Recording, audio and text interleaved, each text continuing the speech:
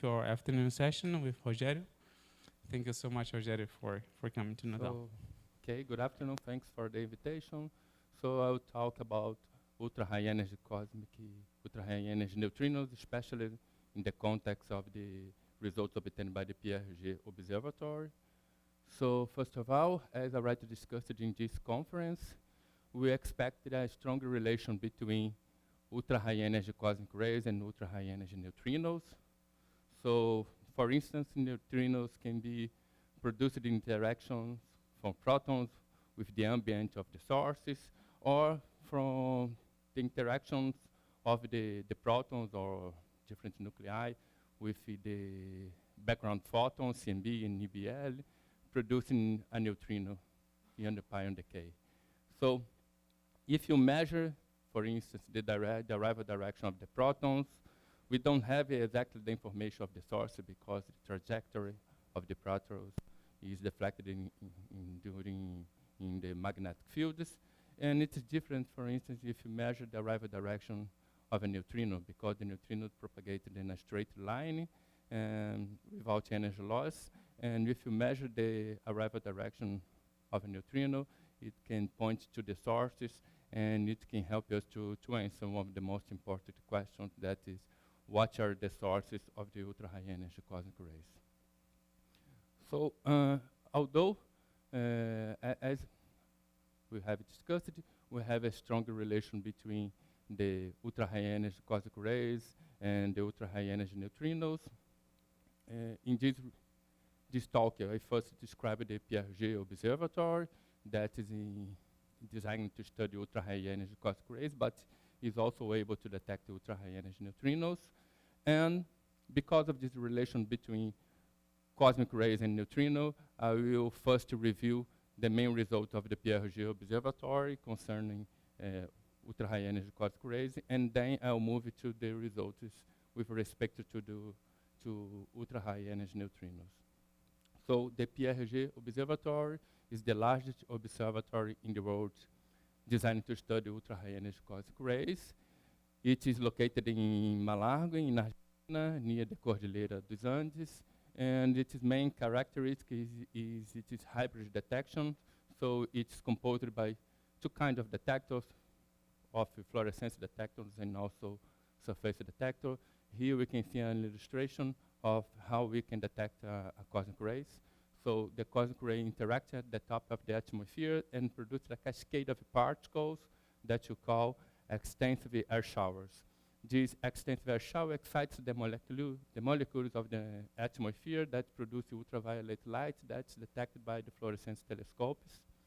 And at the same time, the cascade of particles are sampled at the ground by these water Cherenkov detectors.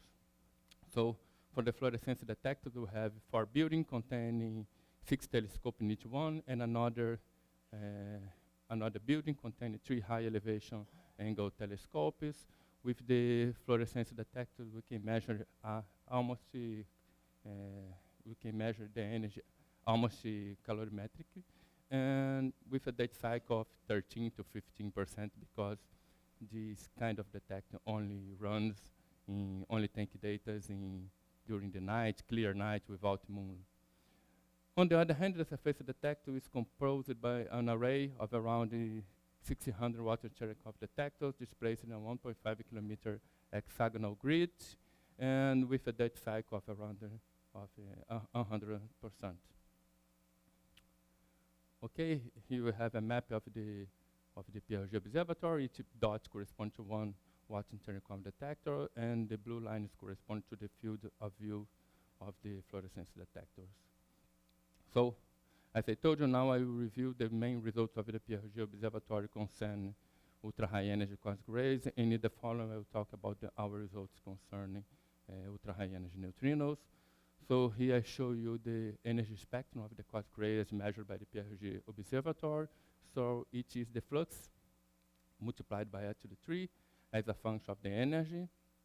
We can see here very clear changes in the spectral index of the spectrum of the flux.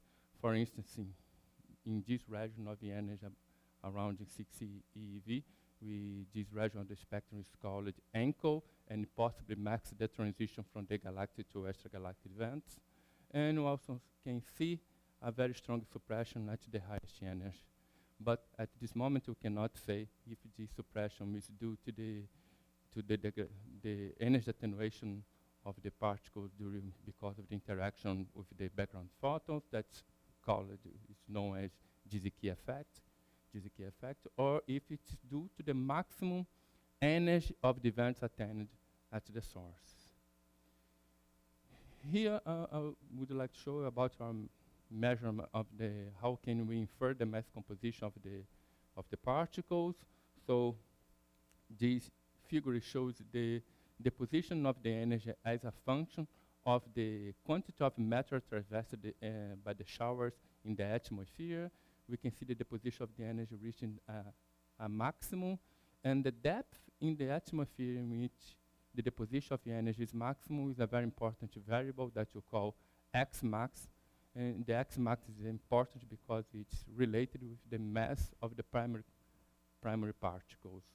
So, for instance, here we show you a simulation of protons in red and iron in blue.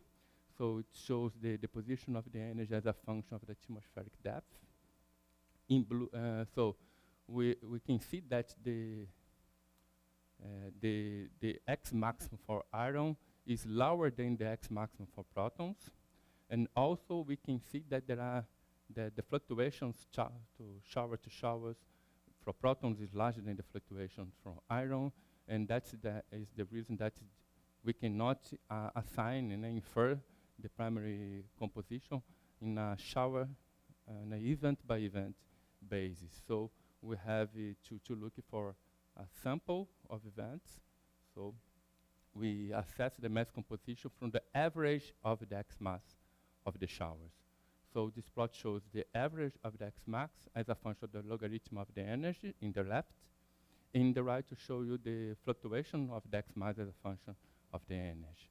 In black, you have the results obtained by the Pierre Auger collaborations in comparison with predictions from different hadronic interaction models in the case of protons in red and iron in blue.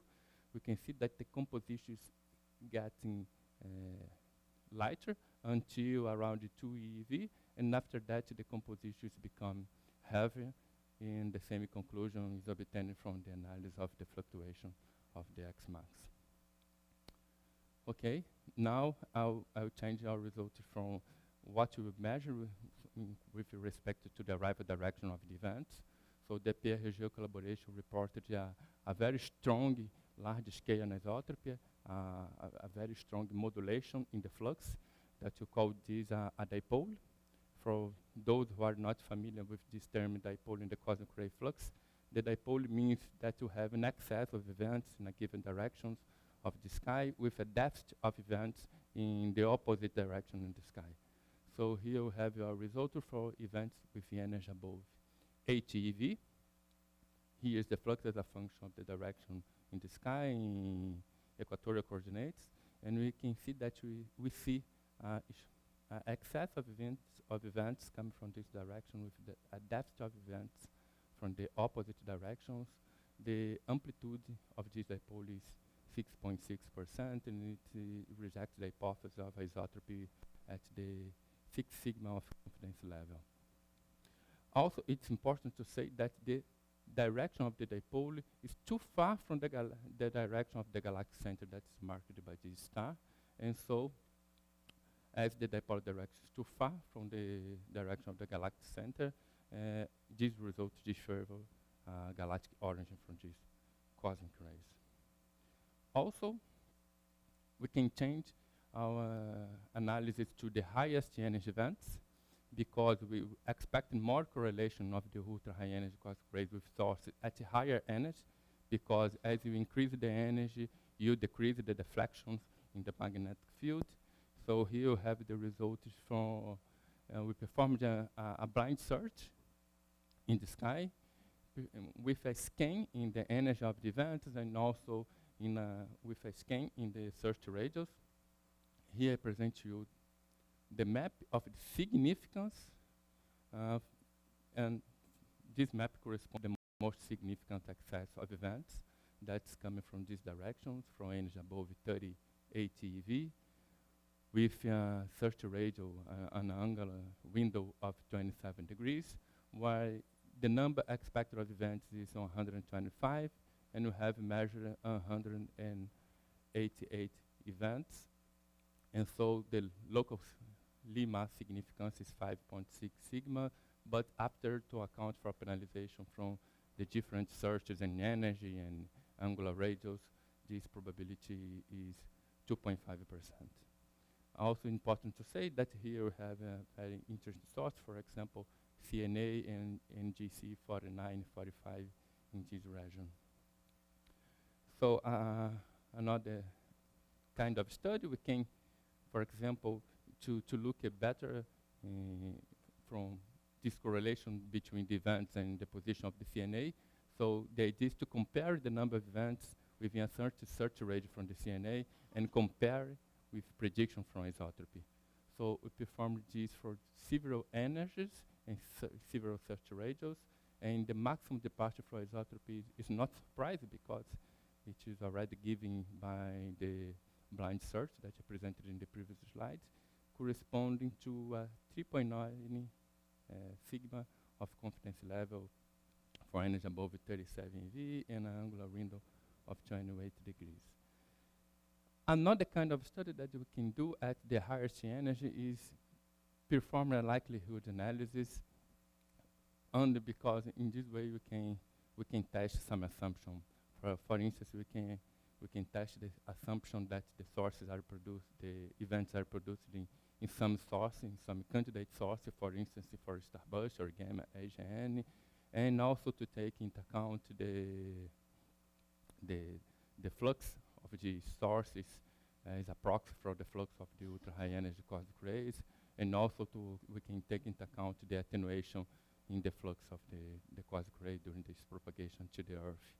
So this result, the maximum departure of isotropies occurs for this energy range.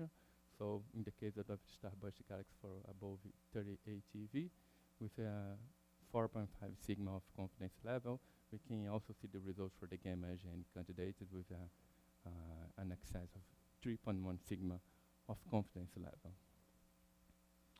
Okay, so now that I have reviewed the main results concerning the detection of ultra-high energy cosmic rays, I will change our focus to the detection of neutrinos, ultra-high energy neutrinos, in the Pierre Auger Observatory. And although the Pierre Auger Observatory is designed to detect the ultra-high energy cosmic rays, we can also detect the ultra-high energy neutrinos. How can we do this? First, the idea is to look for very inclined showers in the atmosphere. For instance, the main background of this analysis are essentially protons and different nuclei, and proton different nuclei initiated inclined showers at the top of the atmosphere, and so the distance to the ground is so large in such a way that the electromagnetic component is completely absorbed, and the particles that arrive at the tank, at the surface detector, are essentially the muonic particles. As a result, when you look to the signal in the tanks, in the surface detector, as a function of the time, because of the muons that arrive at the tank, we can see a very sharp distribution of the signal as a function of the time.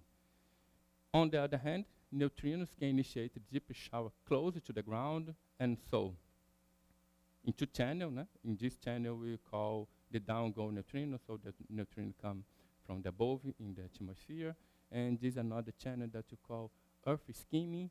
In this case, the tau-ionic neutrino interacts below the ground, it produces a tau particle, and the tau particle decay above the surface, above the ground, and produce a cascade, produce an extensive air showers. Because the signal in the tanks are composed by the muonic and also by electrons, and the electron scatters in the atmosphere, when we look at the results for the signal in the tank as a function of time, the distribution is much broader.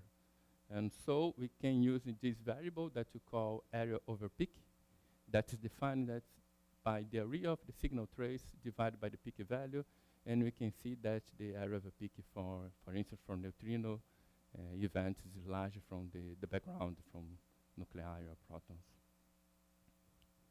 Here I show you the results of our analysis. We have no neutrino candidate events found both in the down-go analysis and the Earth scheming channels. Here I present you the results for the Earth scheming analysis. So here we can see the average of the area of a peak of several stations, of several tanks. For here we have in purple what's expected from simulation of the neutrinos, and here we have what we have for the data. So this line was obtained by a previous study comparing the neutrino simulation with a small sample of the data, of the cosmic rays from the data, and a neutrino candidate, a neutrino would be a candidate if the mean value of the area of the peak would fall in the right of this line. So we can see that no event falls in the right side of this line, and so there is no event. And the same is also observed from the down-go analysis. Here, for optimization purposes, we divided the analysis in down-going for low zenith angle and down-going for high zenith angle, but the strategy is the same, with the difference that instead of looking only from the average of the area of a peak, we look for a Fisher discriminant essentially composed by different combination of area of a peak. And again, we have what's expected for neutrinos and the line that marked the separation for a candidate event. We can see that from the results we don't have any observation in the right side of the plot, so there is also no neutrino candidate for the down-go analysis. Here I show you the flavor contribution to the exposure. For sure. Yeah.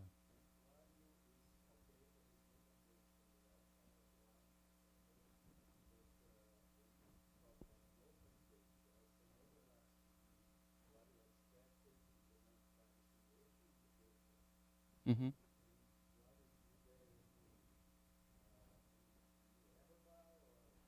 No, the point here, you mean, the point here, if you have an event here, for example, in the data, we cannot say if it is due to a nuclei, a proton or different nuclei, or a neutrino.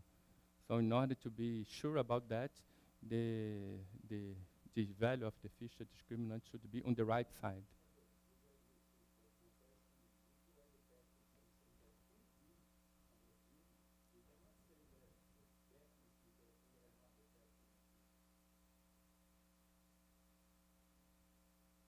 Sorry?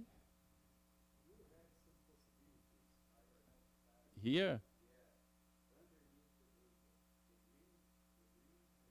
Yeah, but it's not selected as a signal of neutrinos in our analysis.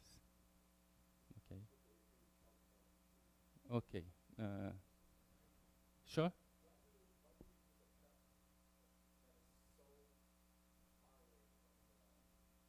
It is determined by a small sample, a previous sample that's not used for this analysis, and I don't know, I don't remember exactly, but the probability to be selected as nuclei as a neutrino is very small, something like 1 in 100 years for 4 years. It's very small probability. Yeah.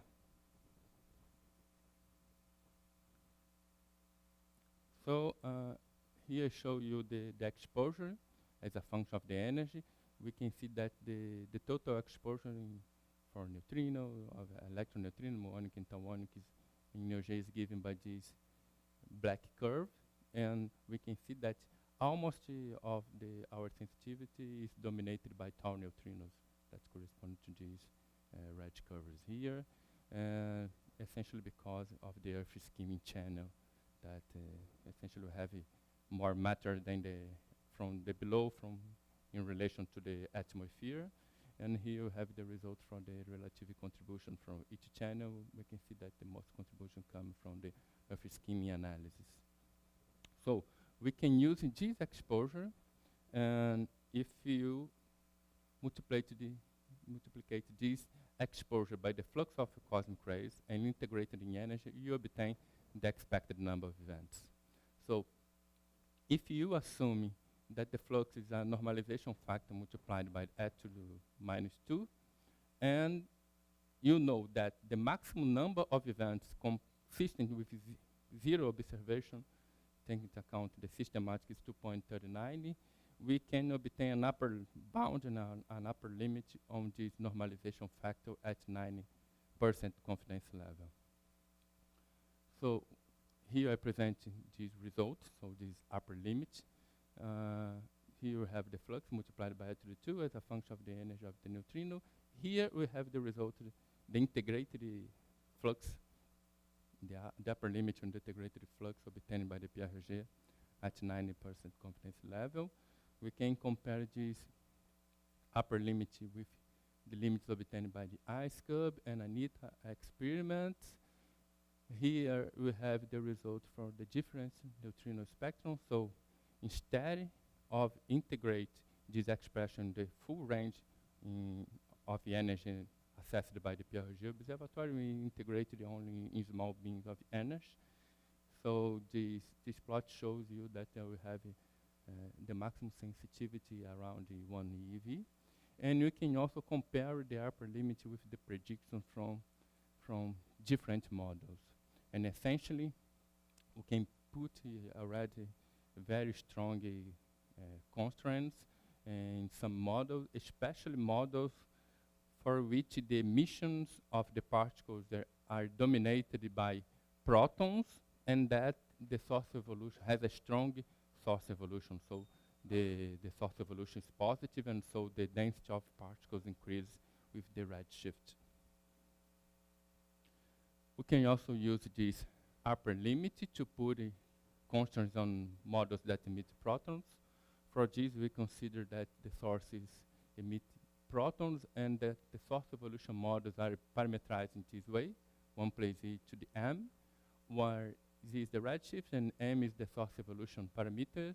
When we can do simulations with the CR proper for each point in this parameter of space, each region in this plot, and assuming that the flux, the spectrum of the proton is at to -2.5 in the maximum energy, and we can compare the number of events in the simulation with the zero observation that you have in the data.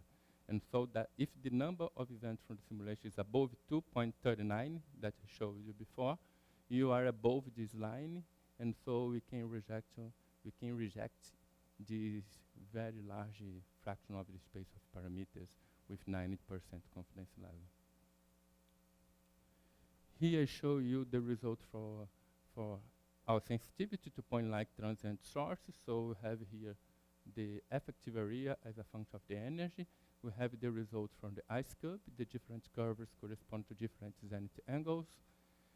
And here with the result for Auger in the case of downgoing neutrino and Earth scheme neutrinos.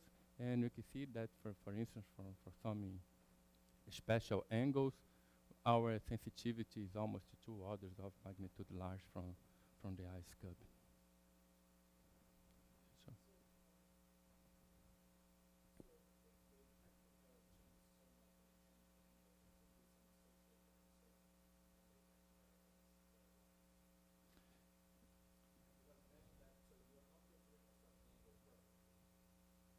the angle,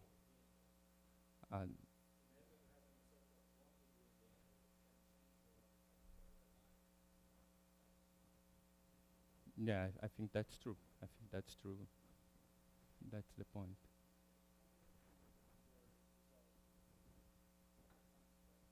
Yeah, yeah, yeah. Yeah. Yeah, yeah, but that's true. Yeah.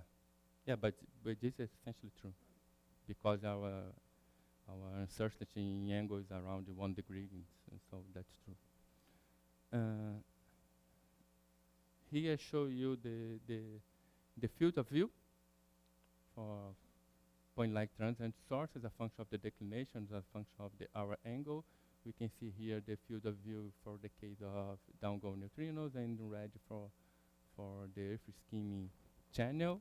It's very interesting because the gravitational wave is 170817 is in the field of view of the Earth skimming analysis. That is our most sensitive channel, and because of this, we can, as we didn't detect events from associated with the exposition of these events, including by using a timing window of 500 seconds or 14 days. And here I present you the result obtained by the Antares, IceCube, and Auger. And we can see that essentially because the position of the gravitational is within the Earth skimming channel, we have a very large, very good sensitivity, and so our upper limit is better than the upper limit obtained by IceCube at this energy range, and we can compare this with different models. So here I show our result of the exposure to point-like steady sources. So here I show you that the exposure per day as a function of the declination, and again, essentially because of the Earth skimming channel, we have more sensitivity to detect flux for source at minus 50 degrees and also for 55 degrees, essentially because of the Earth skimming. So again, now if you use this exposure with the same strategy and integrate, we can obtain an upper limit in the flux, this time coming from steady sources. It is presented in this plot, so show you the flux as a function of the declination. Here we have the results obtained by the Auger collaboration. We can compare the results with the result obtained by the IceCube and Antares, but it's important to note here that the energy ranges of each one of the experiments are different, and therefore this result is completely complementary. Finally, in relation to the Auger results, we can also search for correlations between the highest energy events with the direction of the neutrinos.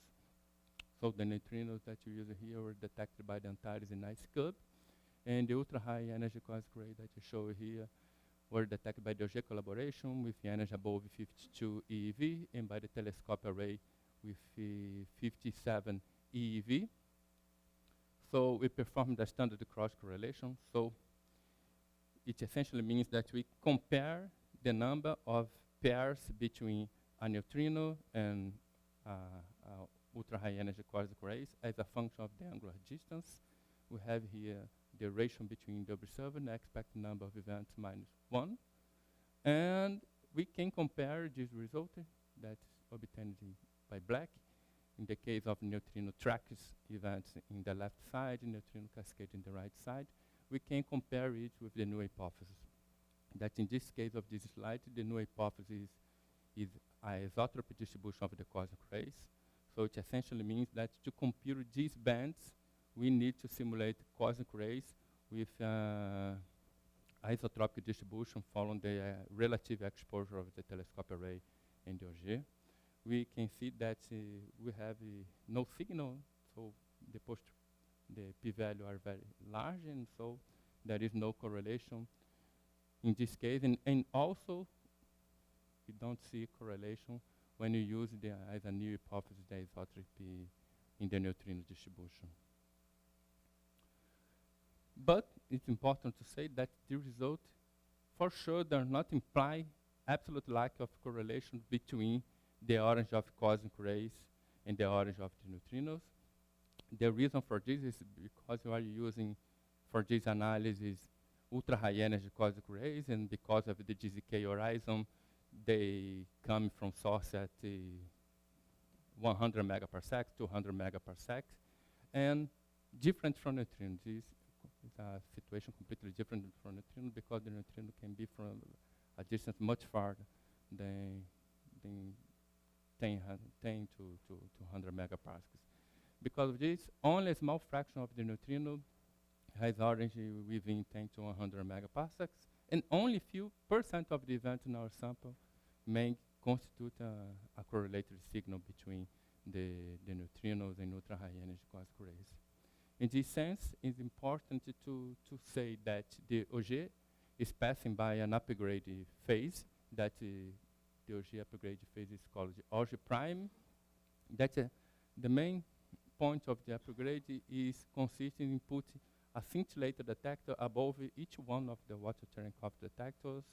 With this, we have different information from the muonic and the hadronic and electromagnetic component in the SSD and water Cherenkov detectors. And in this way, we will have in the future a mass composition information for each new event that for sure will help in this kind of correlation between neutrinos and ultra-high energy cosmic rays, and also in the complete understanding of the cosmic ray situations. That, again, for sure will help you to understand better the ultra-high energy neutrinos. Also, talking about the future, let me spend the time in the last 3 slides by talking about a very interesting project that our group in Rio started to work in March of this year. This project is called GRANT. GRANT is therefore a proposal for a giant array composed of 200,000 antennas covering an area of 300,000 square kilometers. Just for comparison, the Auger that has 2 times the size of the city of São Paulo has 3,000 square kilometers. So we're planning to build an array of 200,000 square kilometers. And the main idea of this detector is giant array for neutrino detection. So essentially detect the showers produced by neutrinos by using detect the radio emissions produced by the showers, by the extensive showers. So the idea is to have 200,000 antennas in the mountains around the world, especially in China, and with autonomous radio detection of inclined showers in this band of 50 to 200 megahertz. Here we have the sensitivity from this experiment. I also need to say that besides neutrino, with GRANT we also detect gamma rays and ultra-high energy cosmic rays. Here I show you the results from the sensibility. Here we have the result from the GRANT. 10K means that 10,000 antennas, and 200K means 200,000 antennas to cover an area of 200,000 square kilometers. We can see that with this sensitivity, we can detect it in the cosmogenic neutrinos, in the standard case, and in the pessimistic case. And here we can also detect, I showed that with this sensitivity, we can also detect neutrinos coming from the production, not cosmogenic neutrinos, but neutrinos produced at the sources. Here the present status of the GRANT. So the next year will be deployed an array consists of 300 antennas. The idea for this is to validate the techniques for reconstruction of the arrival direction of the showers, the X maximum of the showers, and also the energy of the showers by using not neutrino and by using very inclined cosmic rays with the energy around the 10 to 16 to 10, 18 electron volts. So in 2025, it will deploy the first array composed of 10,000 antennas, and after that, after 2030, this array will be replicated in various sites around the world in order to cover 200,000 square kilometers. And we're very excited of this opportunity because with this detection of neutrino, maybe we can detect neutrino associated with the gravitational wave, and for sure it will help us in this multi-messenger area. So just to summarize, with Auger, we put very strong limits on the diffuse flux of ultra-high energy neutrino at energies around 10 to 18 electron volts. Our sensitivity is very good for transient sources, especially if located in the field of view of the F-scamming channel. The Pierre Auger Observatory is a key detector in multi-messenger astronomy. We have very good sensitivity to ultra-high energy neutrino with the surface detector, and also a large fraction of the sky can be probed. In the future, in this decade, we have information of the mass composition for each new event with the Auger prime, and after in the future, we are very excited to detect many ultra-high energy neutrinos with the grand experiment. Thank you very much for the attention.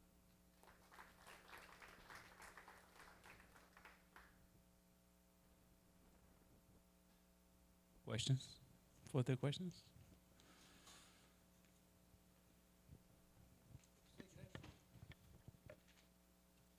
You say Gran could detect gamma rays. How does it do that?